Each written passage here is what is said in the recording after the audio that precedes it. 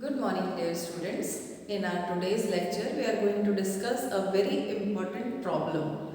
In that problem, the problem that is related to environmental issues, and this problem is eutrophication. Now, what is eutrophication? Let me discuss the definition with you. It is the process by which an entire body of water becomes progressively enriched with minerals and nutrients, particularly nitrogen and phosphorus. तो definition से क्या समझ में आता है हमको? ये एक ऐसी प्रोसेस है जिसमें कोई एक बड़ी सी यदि वाटर बॉडी है, सपोज एक बहुत बड़ा लेक या पॉन्ड है ना, नेचुरल हो सकता है, मैनमेड हो सकता है, तो ऐसा कोई बहुत बड़ी वाटर बॉडी हो और उसमें डेफिनेटली वाटर बॉडी है तो उसमें कुछ लोअर ऑर्गेनिजम्स होंगे, कुछ एनिमल्स होंगे जो वाटर में एक्वेटिक एनिमल्स होते हैं, एक्वेटिक प्लांट्स होते हैं, छोटे बड़े हर तरह के प्लांट्स होते हैं, है ना।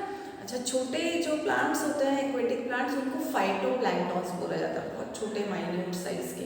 देन थोड़े बड़े होते हैं तो हम उनको नॉर्मली एक्वेटिक प्लांट्स बोलते हैं। इसी तरह से जो एनिमल्स पानी में पाए जाते हैं जो माइक्रो साइज के होते हैं उनको हम ज़ूप्लैंक्टन्स बोलते हैं।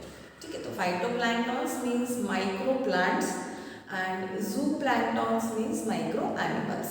ओके, तो जो वाटर बॉडी है, एंटायर वाटर बॉडी का जो पानी होता है उसमें यदि कहीं से न्यूट्रिएंट्स आ रहे हैं या मिनरल्स आ रहे हैं, स्पेशली वो मिनरल्स किसके हों, या तो फॉस्फोरस के हों या फिर नाइट्रोजन के, तो यूट्रोफिकेशन क्या है? एक बहुत बड़ी सी वाटर बॉडी जिसमें कि मिनरल्स और न्यूट्रिएंट्स का अमाउंट का धीरे धीरे एनरिचमेंट होते चले जाना, उनका अमाउंट उस पानी में बढ़ते चले जाना। अब इससे क्या होगा? यदि किसी वाटर बॉडी में कहीं से कहाँ से आएगा? एग्रीकल्चरल एक्टिविटीज से आएगा।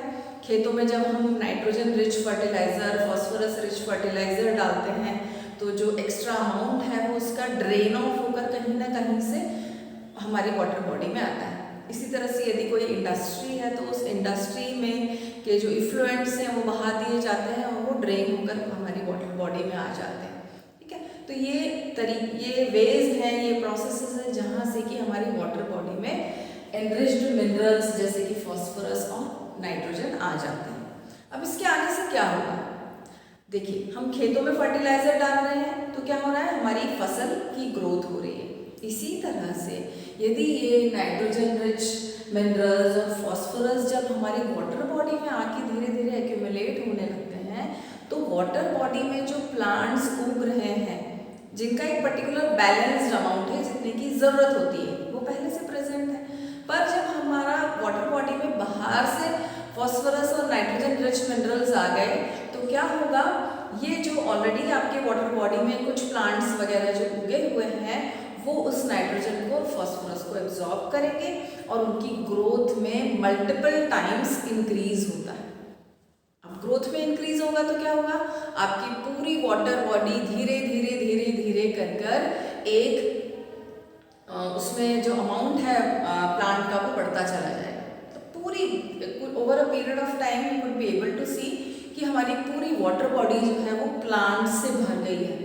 एल्गल ब्लूम्स एल्गीज यदि हैं तो एल्गल ब्लूम्स बढ़ जाते हैं। पूरा का पूरा वाटर बॉडी जो कि एक ब्लू कलर की वाटर बॉडी थी जिसमें हमको एनिमल्स भी दिखते थे, एक्वेटिक एनिमल्स, कहीं कहीं थोड़े बहुत प्लांट, वो पूरी की पूरी वाटर बॉडी हमको ग्रीन कलर के एल्गल ब्लूम से और फाइटोप्लैंक्टन से भरी हुई दिखाई देती है। मतलब वाटर का एग्जिस्टेंस ही खत्म हो गया। और जब ये प्रोसेस धीरे धीरे बढ़ती चली जाती है तो क्या होता है? ये जो प्लांट्स फाइटोप्लैंक्टन्स हैं और जो छोटे मोटे प्लांट्स हैं इनका अमाउंट बढ़ता ही चला जाता है।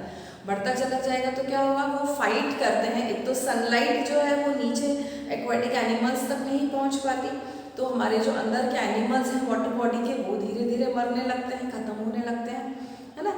और दूसरा, वो फाइट करते हैं, उनको खाने के लिए भी कुछ नहीं मिल पाता। सारा का सारा जो फूड है वो यही ग्रीन वाले वाटर प्लांट्स जो है वो खत्म कर देते हैं।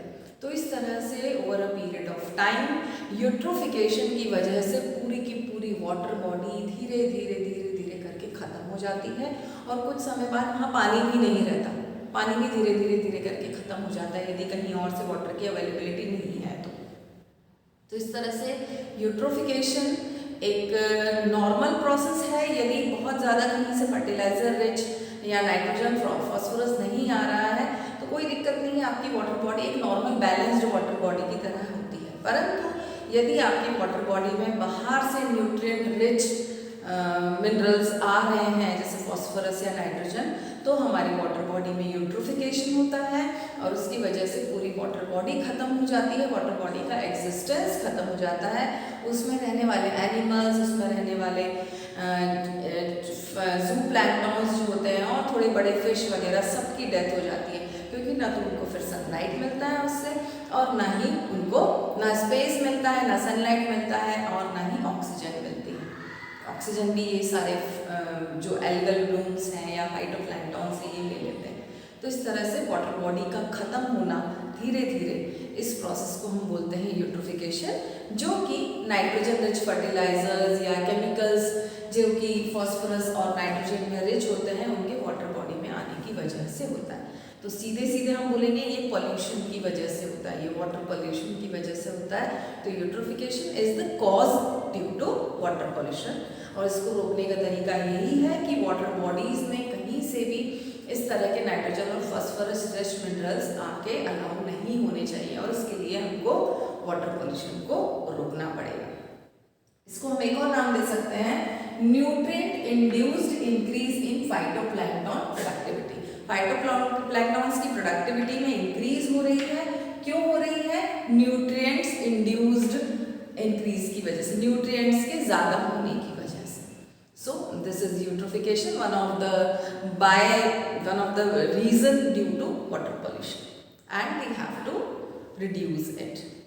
So this was all about today. In the next class we will be discussing about another environmental issue.